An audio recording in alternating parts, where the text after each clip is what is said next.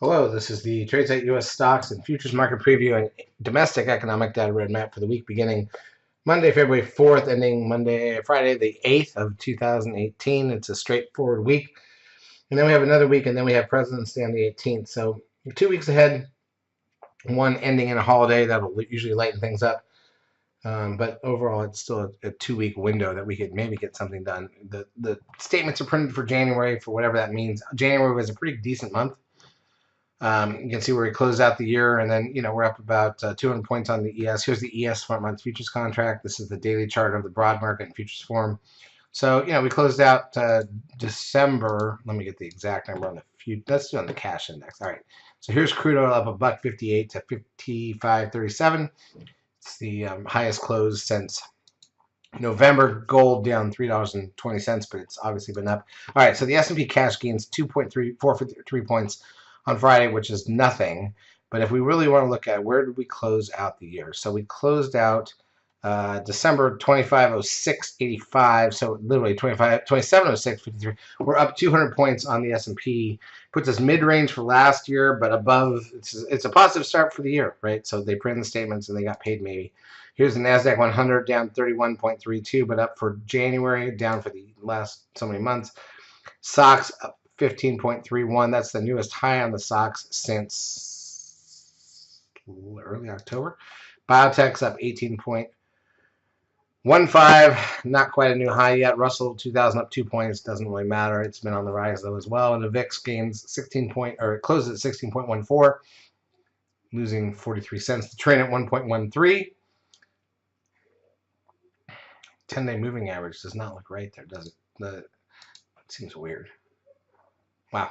All right, NASDAQ volume 2.4 billion shares. That's above or just under that. It's above the norm.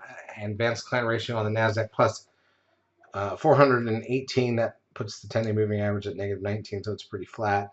Advanced client ratio on the New York plus 140 or 441. That's good. Google loses $7.27, so it tried to make new highs. It's been stuck in a range since October. Could not get out of it. Apple literally up 8 cents. That doesn't even compute. Remember, this was Super Bowl, what I call Super Bowl Friday, which means the Friday before Super Bowl. The big money's traveling, and we have a storm, really cold weather conditions across the country. So, is what it is. Netflix up 35 cents. Amazon down $92.50. It looks like a blip, doesn't it? It doesn't even matter. 92 points. Wow. Tesla up $5.19. Facebook down 98 cents. After gapping up on Thursday. So you got a 2-day floating island. If we gap down, that is a floating island reversal. By the way, the last time we got that was in September, and we sold off from there. Goldman Sachs down $1.47. TLT, the 20-year bond ETF, down $1.01. And the Dow is up 64 points. Who cares about the Dow? All right, so let's look at the intra-day action or look at the intra-week action. So we're going to switch this to 10-minute candles so we can see the whole week. There were no holidays. Here it is. Gap down on Monday, kind of flat. Closed a little bit above the open. Tuesday, tried to go higher early, filled the gap. Closed. So after Monday and Tuesday, we had gap down and we were dead flat for the week. We closed Tuesday where we opened Monday. Wednesday we gap up. We don't quite fill the gap. Turn around and rally in the afternoon. Then get the Fed announcement. You rally on that, pull back a bit in the afternoon.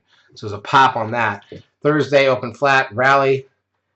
Afternoon, second 3 hour and a half hours of the day. It's a complete waste of time. Friday, kind of a waste of time too. We closed where we opened. Net for the week, we did gain a little bit of points here.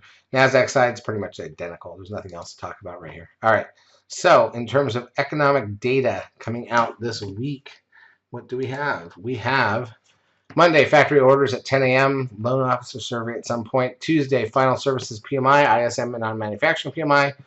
Wednesday, preliminary non-farm productivity and trade balance. Trade balance can move the markets, usually the Forex market more than the stock market. Crude oil at 10:30 a.m., 10-year bond auction at 1. Fed chair speaks Thursday, unemployment claims, natty gas, 30-year bond auction, consumer credit in the afternoon. Nothing at all on Friday. So it is what it is. Charts as usual brought to you by eSignal. If you've not yet taken the trial of our services, feel free to do so. We will help you out for a couple of weeks. Have a great trading week.